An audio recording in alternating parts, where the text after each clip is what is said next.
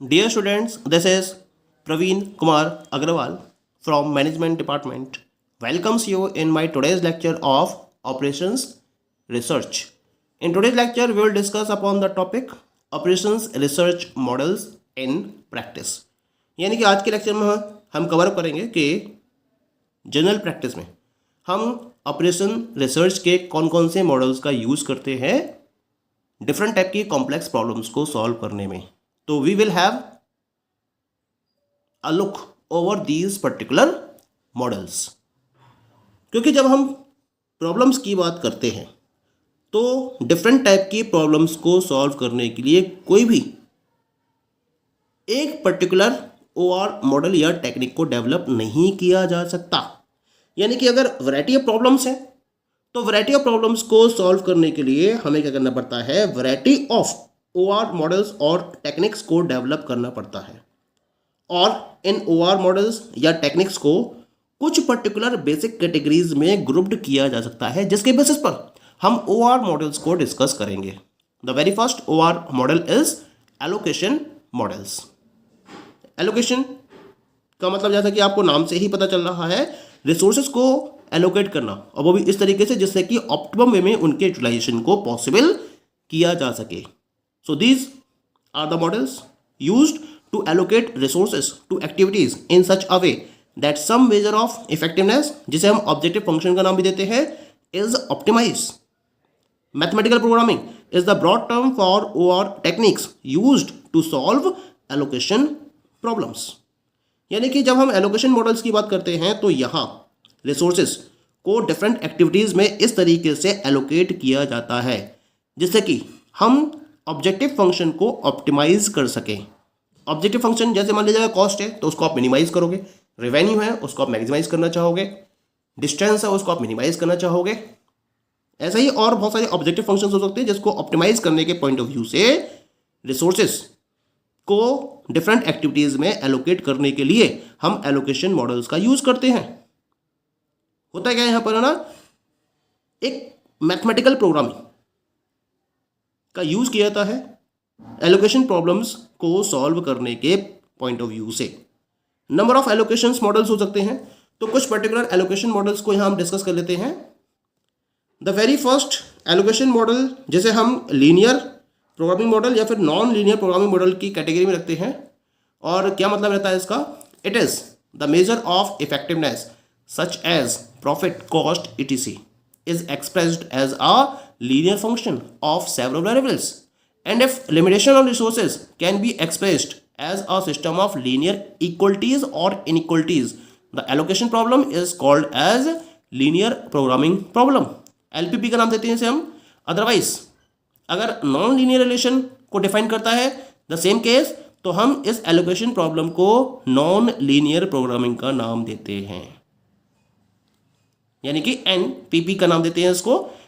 क्या मतलब है इसका, एक बार समझ लेते हैं इसको दोबारा से.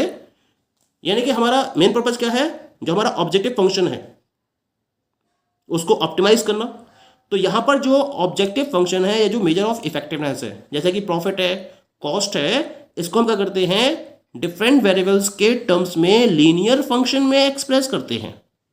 और इसके साथ साथ जो भी इसके कंस्ट्रेंट्स हैं जिन्हें हम लिमिटेशन ऑन रिसोर्सेज के नाम से भी जानते हैं, इनको भी हम लीनियर इक्वलिटीज या इनइक्वलिटीज के सिस्टम के फॉर्म में एक्सप्रेस कर सकते हैं. तो जो हमारा एलोकेशन प्रॉब्लम डेवलप होती है इसको हम लीनियर प्रोग्रामिंग प्रॉब्लम का नाम देते हैं. लेकिन अगर जो हम बात कर रहे हैं मेजर ऑफ इफेक्टिवनेस, अगर इसको हम नॉन लीनियर फंक्शन के फॉर्म में रिप्रेजेंट करते हैं और इसमें जो कंस्ट्रेंट्स हैं इसके साथ में रिलेटेड उनको हम नॉन लीनियर वे में रिप्रेजेंट करते हैं, एक्सप्रेस करते हैं, तो ये कहलाती है नॉन लीनियर प्रोग्रामिंग प्रॉब्लम. तो एक हो गई आपके पास LPP और दूसरी हो गई NPP. तो this is one of the type of the allocation model. ऐसे ही एलोकेशन प्रॉब्लम में जो सेकेंड कैटेगरी है वो इंटीजर प्रोग्रामिंग प्रॉब्लम के नाम से जानी जाती है. क्या होता है इसके अंदर, when the solution values or decision variables of a problem are restricted to being integer values, the problem is classified as an integer programming problem. यानी कि जहां डिसीजन वेरिएबल्स या जो सॉल्यूशन वैल्यूज हैं प्रॉब्लम के रेफरेंस में, उनको हम इंटीजर वैल्यू में रिप्रेजेंट करते हैं। तो हम इस टाइप की एलोकेशन प्रॉब्लम को इंटीजर प्रोग्रामिंग प्रॉब्लम के नाम से जानते हैं।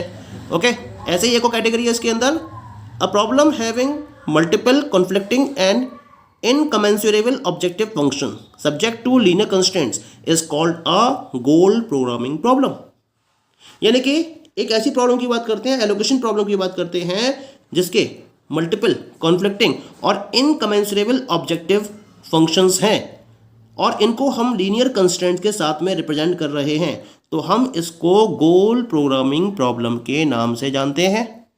ठीक है, ऐसे ही एक बात करते हैं हम असाइनमेंट प्रॉब्लम्स की। क्या होता है असाइनमेंट प्रॉब्लम्स में, जो रिसोर्सेज हैं, डिफरेंट टाइप के रिसोर्सेज अवेलेबल हैं डिसीजन मेकर के पास, जैसे कि वर्कर्स हैं, सेल्समैन, मशीन्स, ये सब क्या है इसके लिए रिसोर्सेज हैं। These have to be assigned to perform a certain number of activities on a 1-to-1 basis so as to minimize total time, cost or distance involved in performing a given activity. Such problems are classified as assignment problems. यानी कि suppose करिए कि एक decision maker है, उसके पास different type के resources available हैं और इसके पास डिफरेंट नंबर ऑफ एक्टिविटीज हैं। अब इसको 1-to-1 बेसिस पर क्या करना है, इन रिसोर्सेज को इन नंबर ऑफ एक्टिविटीज पर असाइन करना है और उसका एक ऑब्जेक्टिव फंक्शन है कि उसको अपना टोटल टाइम मिनिमाइज करना है या फिर टोटल कॉस्ट मिनिमाइज करनी है या फिर टोटल डिस्टेंस को मिनिमाइज करना है। तो इस टाइप की प्रॉब्लम को सॉल्व करने के लिए एलोकेशन मॉडल को एक स्पेशल फॉर्म में रिप्रेजेंट किया जाता है, जिसको हम असाइनमेंट प्रॉब्लम्स का नाम देते हैं। इसके हेल्प से इस टाइप की प्रॉब्लम को प्रॉपर्ली सॉल्व किया जा सकता है। तो असाइनमेंट प्रॉब्लम इसी वजह से नाम दिया गया है क्योंकि इसमें जो डिफरेंट रिसोर्सेज हैं उनको डिफरेंट नंबर ऑफ एक्टिविटीज पर इस तरीके से असाइन किया जाता है जिससे कि ऑब्जेक्टिव फंक्शन को ऑप्टिमाइज किया जा सके। क्लियर हो गया। इसी कैटेगरी में एक प्रॉब्लम और आती है जिसको हम ट्रांसपोर्टेशन प्रॉब्लम का नाम देते हैं। ये भी एलोकेशन मॉडल का एक पर्टिकुलर टाइप होती है क्या इसके अंदर, अगर जो रिसोर्सेज हैं, these resources can be used for more than one activity, और जो एक्टिविटीज हैं these are requiring more than one resource. अगर मान लीजिए कि जो डिफरेंट टाइप की एक्टिविटीज आप परफॉर्म कर रहे हो, इनको एक से ज़्यादा रिसोर्स की रिक्वायरमेंट है और जो रिसोर्सेज हैं इनको आप एक से ज़्यादा एक्टिविटी में यूज कर सकते हो, तब क्या होगा, नंबर ऑफ कंस्ट्रेंट्स बहुत ज़्यादा बढ़ जाते हैं, कॉम्प्लेक्सिटी हाई लेवल की हो जाती है और कॉम्प्लेक्सिटी हाई लेवल की होने की वजह से इसको हम असाइनमेंट प्रॉब्लम के बेसिस पर सॉल्व नहीं कर पाते हैं। तो एक स्पेशल टेक्निक डेवलप की गई एलोकेशन, इस टाइप की एलोकेशन प्रॉब्लम को सॉल्व करने के लिए, जिसे हम नाम देते हैं ट्रांसपोर्टेशन प्रॉब्लम का। और इस ट्रांसपोर्टेशन प्रॉब्लम के बेसिस पर इस टाइप की प्रॉब्लम को प्रॉपर्ली सॉल्व किया जा सकता है। तो ये बात हो गई about the different points of allocation models. Now the second category of operations research model is inventory models. It deals with the problem of determination of how much to order at a point of time and when to place an order. The main objective is to minimize the sum of three conflicting inventory cost: holding or carrying cost, ordering cost, and the cost of shortage or delay in the delivery of items when it is needed. यानी कि inventory models में इस particular problem को solve किया जाता है कि किसी भी पर्टिकुलर ऑर्गेनाइजेशन को अपने प्रोडक्शन के पॉइंट ऑफ व्यू से एक पर्टिकुलर पॉइंट ऑफ टाइम पर कितने मटेरियल का ऑर्डर दिया जाना चाहिए और इस ऑर्डर को कब प्लेस किया जाना चाहिए।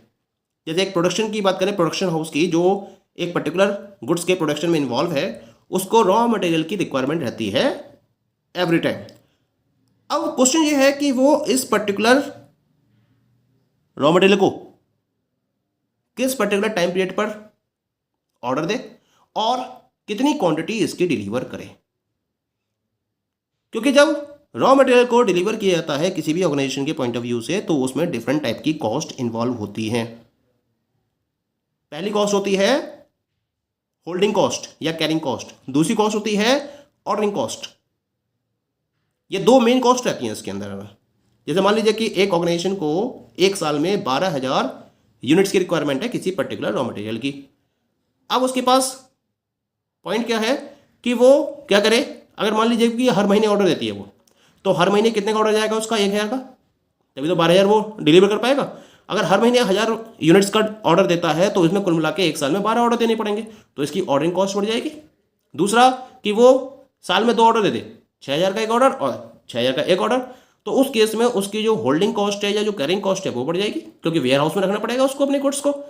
अब पर्पज क्या है, पर्पज है कि इतने नंबर ऑफ यूनिट्स को ऑर्डर दिया जाए जिससे कि इन कॉस्ट को मिनिमाइज किया जा सके, होल्डिंग कॉस्ट और ऑर्डरिंग कॉस्ट को, क्योंकि इन दोनों कॉस्ट के साथ में एक कॉस्ट और होती है, this is the cost of shortage और delay in the delivery of items when it is needed. यानी जब आपको रिक्वायरमेंट होती है और उस टाइम पर अगर आपके पास अवेलेबिलिटी नहीं है गुड्स की, तो आपका जो प्रोडक्शन है वो स्टॉप हो जाएगा, तो इसकी भी कॉस्ट आपको झेलनी पड़ेगी। तो इन तीनों कॉस्ट को मिनिमाइज करते हुए आप एक पर्टिकुलर मॉडल को डेवलप करते हो जिसको हम नाम देते हैं EOQ model, economic order quantity model, and this is developed with the help of the inventory models. That is clear. Now come to the third OR model, this is known as the waiting line or queuing models. Queuing का मतलब line से होता है,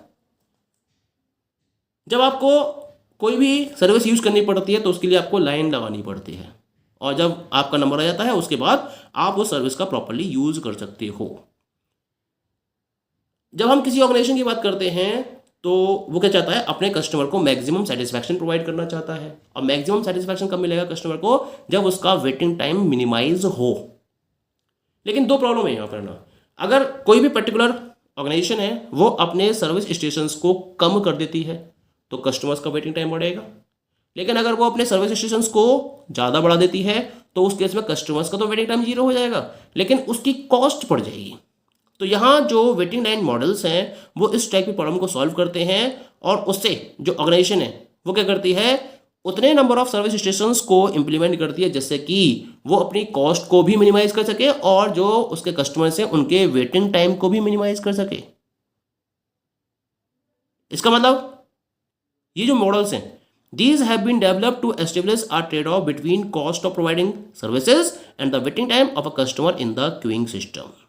यानी कुल मिला के अपने कस्टमर्स को सर्विस प्रोवाइड करने के रेफरेंस में जो कॉस्ट इन्वॉल्व हो रही है ऑर्गेनाइजेशन की, और क्यूइंग सिस्टम में कस्टमर्स का जो वेटिंग टाइम है, दोनों के बीच में एक ट्रेड ऑफ को एस्टेब्लिश करने के पॉइंट ऑफ व्यू से इन मॉडल्स को डेवलप किया जाता है। Constructing a model requires describing the components of the system. इसके लिए हमें डिफरेंट टाइप के सिस्टम के कंपोनेंट्स को डिस्क्राइब करना पड़ता है, मतलब हमारे पास जो सिस्टम अवेलेबल है उसके डिफरेंट कंपोनेंट्स को डिस्क्राइब करते हुए इस मॉडल को कंस्ट्रक्ट किया जाता है। जैसे अराइवल प्रोसेस क्या है, क्यू स्ट्रक्चर क्या है, सर्विस प्रोसेस क्या है, और परफॉर्मेंस को मेजर करने जो मेजर परफॉर्मेंस है उसको किस तरीके से सॉल्व किया जा रहा है।